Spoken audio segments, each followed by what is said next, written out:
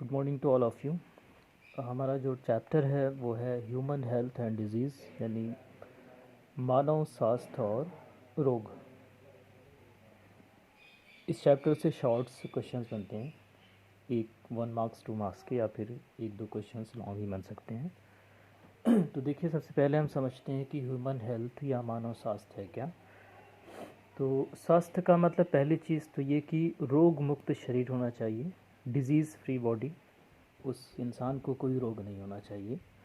और फिर दूसरी चीज़ ये है कि शारीरिक और मानसिक वेलनेस, यानी वो आदमी शारीरिक रूप से उसको कोई एबनॉर्मलिटी नहीं है, कोई डिसकम्फर्ट नहीं है, और मानसिक रूप से भी वो अच्छा महसूस करता है। फिज़िकल एंड मेंटल वेलबींग हम इसको कहते हैं, जैसे कि वो शारीरिक रूप से भी अच्छा फील करता है, किसी तरह की कोई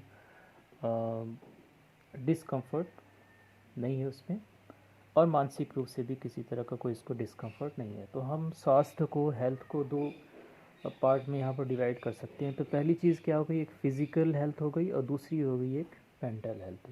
तो फिज़िकल हेल्थ का मतलब ये है कि शारीरिक रूप से वो पूरी तरह से स्वस्थ है, हेल्दी है, उसके शरीर के सारे अंग प्रॉपर्ली काम कर रहे हैं और किसी तरह की इसको कोई तकलीफ़ नहीं है। और दूसरी क्या चीज़ क्या है, वो है मानसिक हेल्थ या मेंटल हेल्थ, यानी मानसिक रूप से भी वो अच्छा है, अच्छा सोचता है वातावरण के साथ और अपने सामाजिक परिवेश के साथ, सोशल इन्वायरमेंट जो है उसका, जहाँ पर वो रहता है, जहाँ पर काम करता है, वहाँ पर भी एक अच्छा बैलेंस बना करके वो रहता है। तो मेंटल हेल्थ मतलब एक, यानी वो बैलेंस विद सोसाइटी और इन्वायरमेंट, वो इन्वायरमेंट के साथ, सोसाइटी के साथ, अपने आस पड़ोस के साथ एक बैलेंस बना करके चलता है। किसी तरह की किसी को कोई दिक्कत नहीं होती उसकी वजह से। तो ये तो हो गई हेल्थ की बात।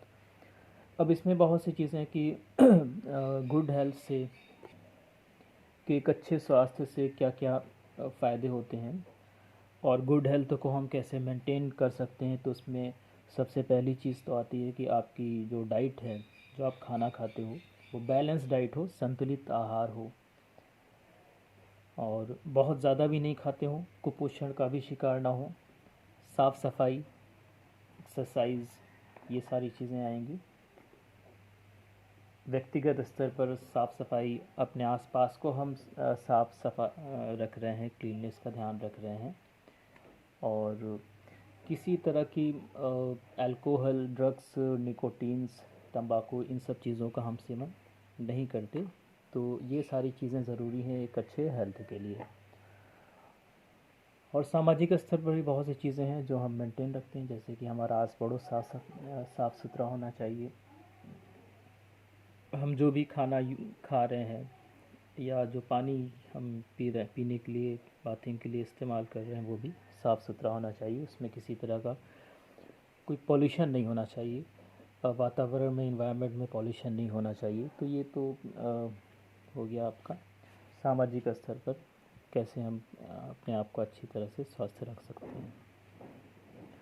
अब देखते हैं रोग या डिज़ीज़ क्या है। तो रोग या डिज़ीज़ शरीर की या किसी के, इंसान के मस्तिष्क की वो दशा है जब वो अच्छा फील नहीं करता, तो वो एक बेहतर फील नहीं करता, और उसके काम करने में गतिरोध, प्रॉब्लम्स, समस्या आती हैं, उसके शरीर के अंग ठीक से काम नहीं कर रहे हैं। तो ऐसी कंडीशन को हम कहेंगे कि उसमें किसी तरह की कोई डिज़ीज़ या रोग है। उदाहरण के लिए, फॉर एग्ज़ाम्पल हम ले लें, किसी पर्सन को जब फ्लू या इन्फ्लुएंज़ा, कोल्ड, कॉमन कोल्ड हो जाता है, तो वो भी एक रोग है। उस कंडीशन में इंसान को क्या होता है, बार बार स्नीजिंग होती है, रनिंग नोज़ होता है, कफिंग शुरू हो जाती है, हेडेक होता है।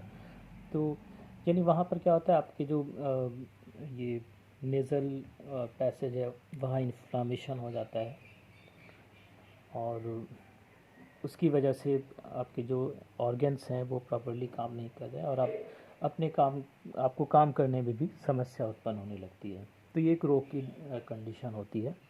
हम इसे दो कैटेगरी में डिवाइड कर सकते हैं। तो पहला वो रोग है जिसको हम बोलते हैं कंजेनिटल डिजीज़ या जन्मजात या आनुवंशिक रोग। तो जैसा इसका नाम सजेस्ट कर रहा है कि ये रोग जन्मजात होता है, यानी जन्म से होता है, कोई फैक्टर रिस्पॉन्सिबल नहीं होता। जेनेटिक फैक्टर होते हैं, ये आपको अपने पेरेंट्स से मिलते हैं या फिर आपके क्रोमोसोम्स या जीन में उसमें किसी तरह के डिफेक्ट की वजह से होता है। और जेनेटिक्स में हम लोग ये सारे डिजीज़ को पढ़ चुके हैं। जैसे एक है आपका हीमोफीलिया, जिसमें कि आपकी ब्लड क्लॉटिंग नहीं होती, आप पढ़ ही चुके हो। कलर CB मतलब कलर ब्लाइंडनेस है।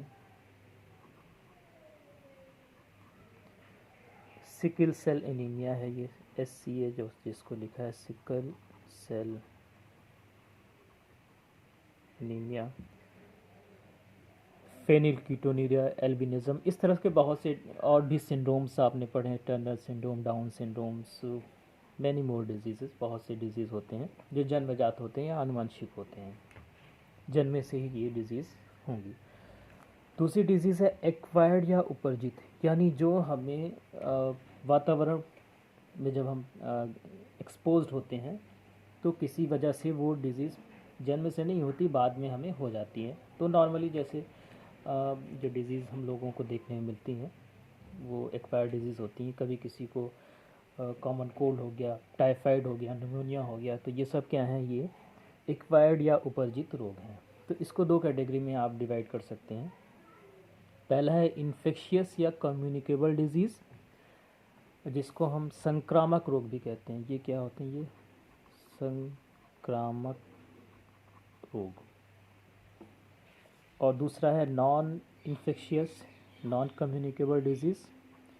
तो संक्रामक रोग क्या होते हैं, ये किसी जर्म या फिर किसी कीटाणु, जिसको हम पैथोजन कहते हैं, उनके संक्रमण की वजह से होता है, उनके इन्फेक्शन की वजह से होता है। तो इन्फेक्शन का मतलब ये है कि वो जर्म आपके शरीर में प्रवेश कर गया, और काफ़ी ज़्यादा मात्रा में जब वो जर्म आपके शरीर में प्रवेश करेगा तो वो आपके शरीर के किसी पर्टिकुलर किसी ख़ास अंगों को प्रभावित करेगा और फिर वो रोग आपको उत्पन्न हो जाएगा। तो इसमें देखिए पहला जो है वो है वायरस के द्वारा होने वाले रोग। वायरस एक तरह का पैथोजन है, इनको हम वायरल डिजीज़ कहते हैं। तो इसके एग्जांपल्स आपको याद रखने हैं, बहुत इंपॉर्टेंट है, पूछा जा सकता है। पोलियो है, dengue, rabies, yellow fever, chicken pox, small pox, flu, influenza, ये सब क्या है, ये वायरस से होने वाले रोग हैं। तो जब वायरस से आपका शरीर संक्रमित होगा, यानी भारत इसी अभी रिसेंटली जो एक डिज़ीज़ चल रही है कोविड-19, कोरोना, एड्स, ये भी इसी कैटेगरी में आते हैं। तो जब वो वायरस आपके शरीर में इंटर करेगा तो वो हो सकता है आपके लंग्स को इन्फेक्ट करे, हो सकता है वो आपके नर्वस सिस्टम को इन्फेक्ट कर सकता है और वो डिज़ीज़ होगी। फिर दूसरी है बैक्टीरियल डिजीज़, इन बैक्टीरिया से होने वाले रोग।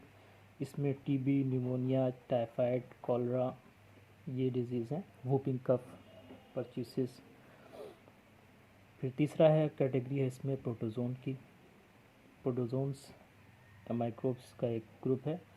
प्रोटोजोन से कौन कौन सी डिजीज़ हो रही हैं, मलेरिया, काला आज़ार, स्लीपिंग सिकनेस, और इसी तरह से अमीबियासिस होता है, अमीबिक डिसेंट्री होता है।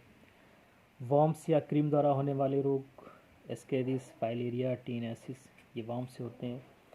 और फिर लास्ट में है फंगस द्वारा होने वाले रोग, जिसमें है रिंग वॉर्म, एथलीट्स फूड्स।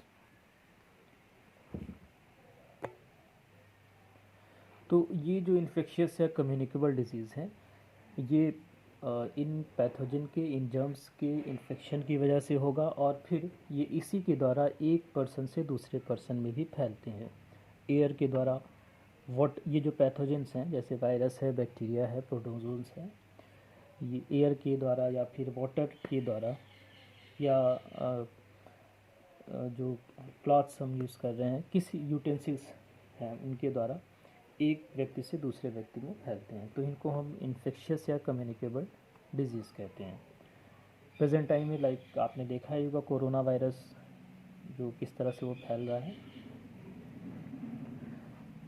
दूसरा है इसमें नॉन कम्युनिकेबल या नॉन इन्फेक्शियस डिजीज़, यानी इसमें किसी पैथोजन का, किसी जर्म का इनका कोई रोल नहीं होगा। तो ये कैसे हो सकता है? तो इसमें देखिए पहली कैटेगरी है माल न्यूट्रिशन, यानी किसी आदमी को जब कुपोषण जिसको हम कहते हैं, किसी पर्सन को अगर संतुलित आहार नहीं मिल रहा, उसको प्रॉपर डाइट नहीं मिल रही, प्रोटीन नहीं मिल रहा उसको जितना चाहिए, तो उसका शरीर कमज़ोर हो जाएगा। तो माल न्यूट्रिशन में अंडर न्यूट्रिशन भी आता है, एक बात ध्यान रखिएगा, अंडर न्यूट्रिशन यानी कम पोषण उसको मिल रहा है, या फिर ओवर न्यूट्रिशन भी आता है।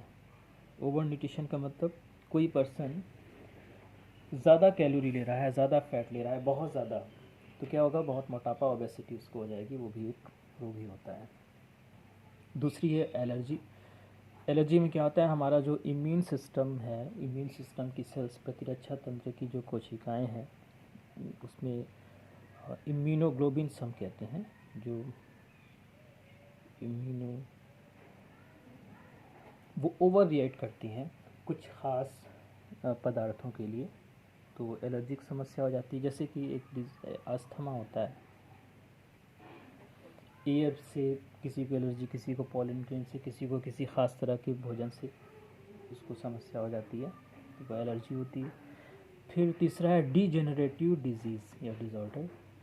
तो डीजेनरेट का मतलब कि आपके शरीर का कोई अंग, डीजेनरेट मतलब गड़बड़ हो गया, ख़राब हो गया,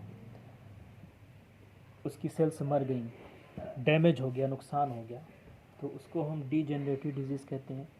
तो वो जैसे बोन्स में प्रॉब्लम हो गई, हार्ट्स में प्रॉब्लम हो गई, लंग्स में या किडनी में प्रॉब्लम हो गई, तो ये सभी क्या होंगे, डीजेनरेटिव डिजीज़ होंगे। जैसे कोरोनरी हार्ट डिजीज़ होता है, नेफ्राइटिस होता है, और नेक्स्ट है कैंसर। कैंसर एक बहुत ही सीरियस डिजीज़ है, इसको हमें डिटेल्स में चूँकि आगे पढ़ना है, इसको अभी यहाँ छोड़ देते हैं। और फिर मेंटल या साइकोलॉजिकल डिसऑर्डर है। यहाँ पर आप ये एक मेंटली कोई पर्सन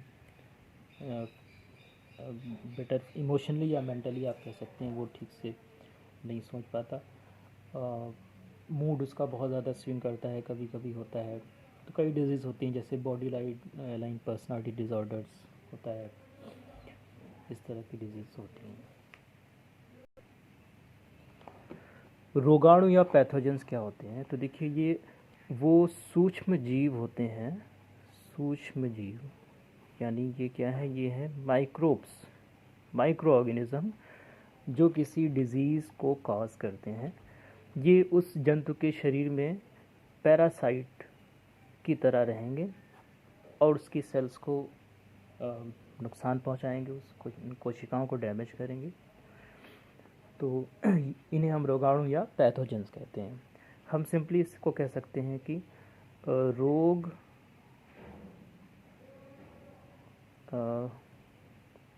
पैदा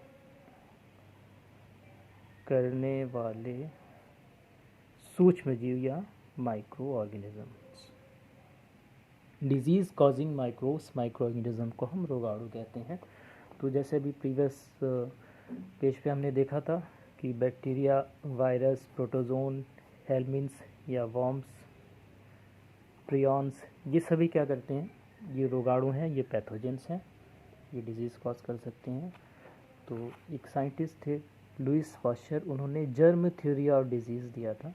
इसके कुछ पॉइंट्स उन्होंने बताए थे कि अगर कोई जो रोग है, डिजीज़ है, वो किसी पैथोजन से हो रहा है, तो वो पैथोजन उस तरह की डिजीज़ अगर किसी भी जीव को है तो सभी में वो होना चाहिए, और उसको हम कल्चर कर सकते हैं।